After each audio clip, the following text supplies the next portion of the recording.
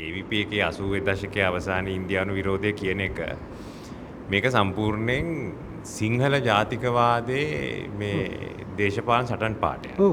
සහ ඒක මං කියන්නේ සිංහල ජාතිකවාදයේ තියෙන පොදු අර අගතියක් ප්‍රෙජුඩිස් එකක් තමයි ඉන්දියානු විරෝධය. ලංකාවේ මිනිස්සු ක්‍රිකට් මැච් වල ඉඳලම මේ ඉන්දියාව පරදිනවා නම් ආසයි. මේක සාමාන්‍යයෙන් අපේ රටේ තියෙන තත්ත්වයක්. සහ ජාතිවාදී තියෙන තව ලක්ෂණයක් තමයි ජාතිවාදය කිව්වහම ඒගොල්ලන්ට පුළුවන් අර අපි ඔය අත්දැකීම අරගෙන තිනවනේ මේ උතුරේ ප්‍රශ්නය සම්බන්ධයෙන්. මොකද ඒගොල්ලන් ජාතිවාදී කියලා කිව්වහම ඒගොල්ලෝ අපිට දෙනවා විශාල ෆැක්ට්ස් නිර්මාල්‍යම හොඳට අත්දැකීම ලැබලා තියෙනවා. ඒගොල්ලන් එක්ක ආගියු කරන්න බෑනේ සාමාන්‍යයෙන්. ඒගොල්ලෝ තොරතුරු විශාල ප්‍රමාණයක් තියෙනවා. මේක මොකද කරන්නේ? 60%ක් දෙමළ මිනිස්සු ඉන්නේ කොළඹ, 40% අරහේ ඉන්නේ. එතකොට ඒ වගේ තර්ක තියෙනවා. එතකොට දැන් මට පේන්නේ මේ මෙතනත් ඒ වගේ තර්ක වලින් මේ ඉන්දියානු විරෝධය කියන එක වහනවා. හැබැයි ඇත්ත කාරණේ තමයි මගේ යෝජනාව අපි මතු කළ යුතු නැද්ද මේක සම්පූර්ණයෙන් සිංහල ජාතිවාදය තුලින් බිහිවෙන සටන් පාඨයක් කියන එක. මේ ඉන්දියානු විරෝධය කියන එක. මේක මෙතන තියෙනවා මේ අයිඩියොලොජිකල් මානය කියන එක මේ මම යෝජනාවක් ලෙස කරන්නේ. මේ දැන් මෙහෙමයි සාමාන්‍යයෙන් ඒ JVP එක මතු කරන කාලෙත් ඒකේ තමයි තිබුණේ. ඔව්. කියන්නේ ඒගොල්ලෝ තුල තිබුණා ඒක.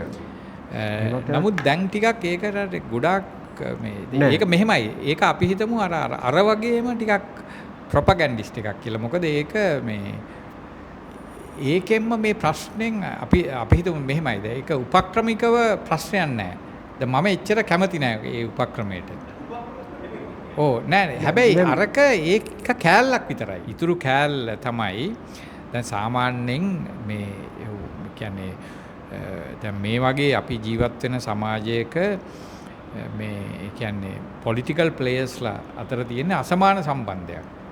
හරි එතකොට ලංකාවයි ඉන්දියාවයි කියලා කියන්නේ මේ අසමාන කියන්නේ මේ සමාන ප්ලේයර්ස්ලා නෙමෙයි.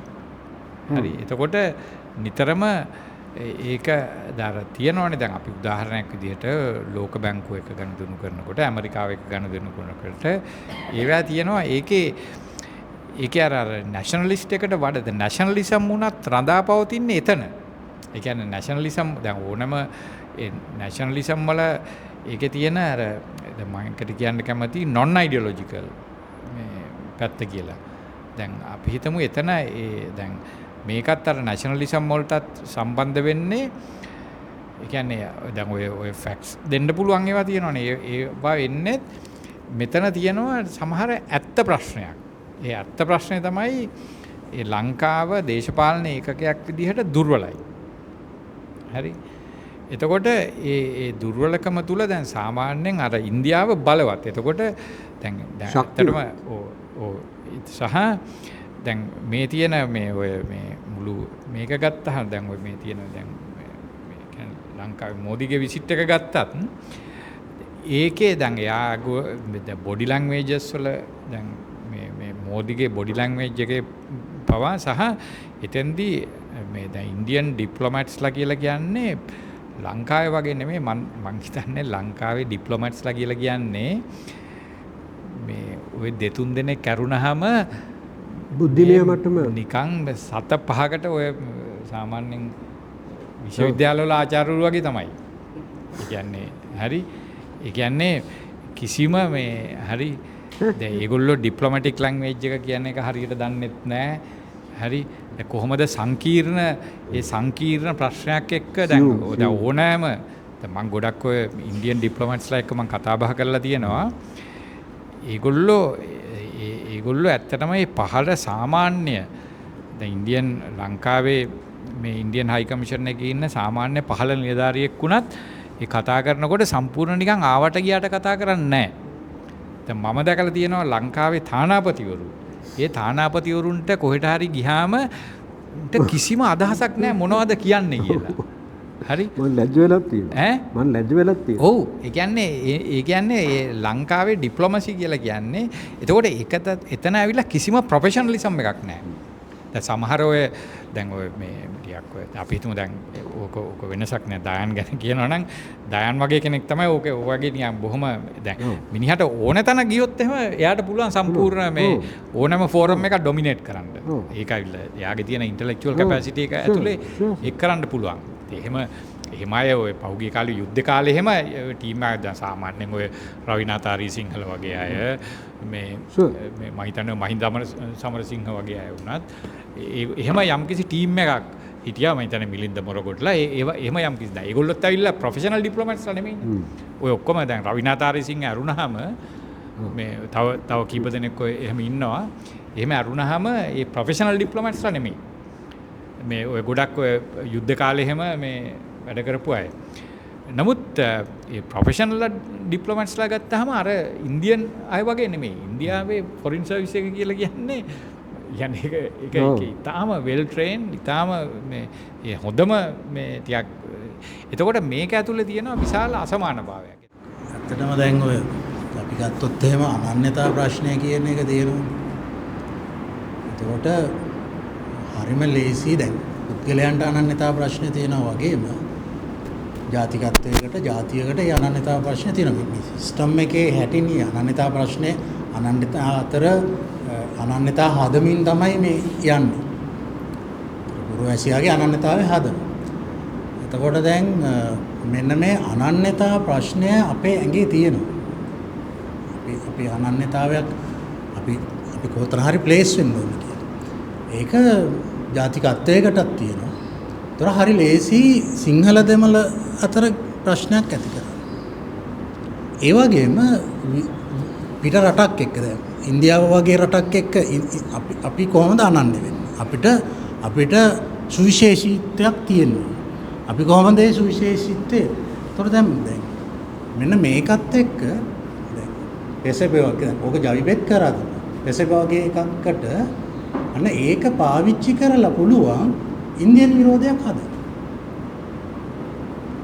එතකොට දැන් මේක යම්කිසි අර කියන යට තියෙන ජාතිවාදී මූලයන් තමයි. ඇත්තටම මම කියන්න හදපු එක මම හිතුවේ නිර්මාල් කියපු එකට සහය දෙන එකක් කියලා. ඒ කියන්නේ මොකද මම හිතුවේ මෙතන ප්‍රශ්නය අපි ජාතිවාදී මූලයෙන් මොකද මම ඊයේ ඇත්තටම බැලුවා මංගාව තියෙන අර පරණ කාලය සංගරා ටික මේ චින්තන පරිෂදයෙන් ගහපු ඔය 87 ඒ කාලේ ඒක තනිකරම මේ ඉන්දියන් විරෝධී කැම්පේන් එකක් තමයි ඒකේ තියෙන්නේ. හරි එතකොට දැන් කාලය කියන්නේ නලින් සිල්වාගේ චින්තන පරිෂදයේ නිල ප්‍රකාශනය. එතකොට මට කියන්න ඕනේ මං හිතන්නේ PKD යම් විදියකට කිව්වා මේක ජාතිවාදය දෘෂ්ටි කෝණයෙන් බැලුවාම වෙන්නේ අර වීල් බැරෝ එක මිස් වෙන එක නෙමෙයිද කියන එක. ඒ කියන්නේ දැන් අපි මේ මෙතන ගැටලුව අඳුනගන්නේ ඉන්දියාව කියන එකට විරුද්ධව තියෙන අපේ සෙන්ටිමන්ට්ස් ඇවිස්සීමෙන් ජනයා සංවිධානය කිරීමට උත්සාහ කිරීමෙන්. මේ කැම්පේන් එක දැන් මේක ජනප්‍රිය කැම්පේන් එකක් කරන්න බෑ එච්චර. හරි ඒක සාමාන්‍යයෙන් පෙරටුගාමීකට වුණත් ඒක මං හිතන්නේ ඒක බැලුවම කම්පෙයාර් කරොත් එහෙම කී දෙනාද හිටියෝ. අර අපි සංසන්දනය කරොත් එහෙම මේ 87 මේ කැම්පේන් එකයි මේකයි නිකන් අර මේක අර මොකද්ද පළවෙනි වතාවේ ඛේද වාචකයක් දෙවනි පාර විගඩමක් කියලා අර මේ ඒ වගේ ඒකවත් ගැලපෙන්නේ නැහැ. මේක විගඩමක් කියන්නේ නිකන් එච්චර බරපතලව ගණන් ගන්නත් බැරි විගඩමක් නේ. ඉතින් නමුත් මේ ප්‍රශ්නේ තියෙන්නේ මට මේ කියන්න අපි කමතක වුණා. මේ ඒ කියන්නේ නෑ හරි මං හිතන්නේ ඒ කියන්නේ මේකේ තියෙන මුල තියෙන්නේ එතන තමයි. ඒ කියන්නේ යම්කිසි නමුත් දැන් මේ මුල වුණත් දැන් ඒ අදහසක් වුණත් එන්නේ එන එක ඇතුලේ තියෙනවනේ නිකම් අර ඉන්සෙකියුරිටි ඩයිලෙමා එක. හරි. ඒ කියන්නේ ඒක සාමාන්‍යයෙන් දැන් අපි හිතමු ආර්ථික වශයෙන් එනකොට මේවට තියනවා ටිකක් අර මේ දැන් ඒ කියන්නේ ලංකාවේ වෙළඳපොළ ඇවිල්ලා ආක්‍රමණය කරනකොට දැන් අපි හිතමු දැන් ඕපන් ඉකොනොමි එක එනකොට ජැෆ්නාවල මේ ගොවියන්ට එනවනේ ප්‍රශ්නය. හරි. ඒ වගේ අන්න ඒ වගේ අර මේ කියන්නේ බලවත් බලවේගයක් එනකොට සමාජයෙන් යම්කිසි විදිහක ඉන්සෙකියුරිටි අදහසක් එනවා. ඉතින් ඕක තියෙනවා. ඕකට ඇඩ්‍රස් කරන්න පුළුවන්. මං හිතන්නේ හැබැයි කියන්නේ ඒක ගැන ටිකක් ඒක ගැන සාකච්ඡා කරන එක වැදගත්. දැන් ඕක දැන් අපිට මම කියන්නේ අර ඔය ඉන්දියානු ව්‍යාප්තිවාදය කියන එක මේක තේරුම් ගන්න බෑ. දැන් මම කියන්නේ ඒක ඉන්දියානු ව්‍යාප්තිවාදී කියන එක සම්පූර්ණ ඒක යල්පැන ගියම විතරක් නෙමෙයි. ඒක යල්පැන ගිය එකක්ම නෙමෙයි. ඒක ඇවිල්ලා මූලික වශයෙන් මේ මාओගේ නිර්මාණයක් නේ ඕක. හරි. ඕක ඉන්දියාවයි චීනයයි අතර ඒ ප්‍රශ්නේනකොට එතකොට දැන් මම හිතන්නේ මුල් කාලේ ඉන්දියාවත් එක්ක ටිකක් හොඳ සම්බන්ධයක් තුනයි. ඊට පස්සේ 60 ගණන් වෙනකොට යුද්ධ පටන් ගන්නවා රෝමියෝ. එතකොට ඒව ඇතුලේ ඔව් ඒ කියන්නේ ඔය ඒක තමයි දැන් මේගොල්ලෝ රුසියාවේ ඒකෙන් තමයි දැන් ඉන්දියාව කියන එක මෙතන මේ ඉම්පීරියල් පවර් එකක් විදිහට මේ නිර්වචනය කරන්නේ අර චීනේ අයිඩියොලොජිකල් නීඩ් එක ඇතුලේ. එතකොට ඒක තමයි අත් වශයෙන්ම විජේවීර ගන්නෙ. දැන් විජේවීර ඔය ඔය ෂන්ගේ ළඟ ඉඳලා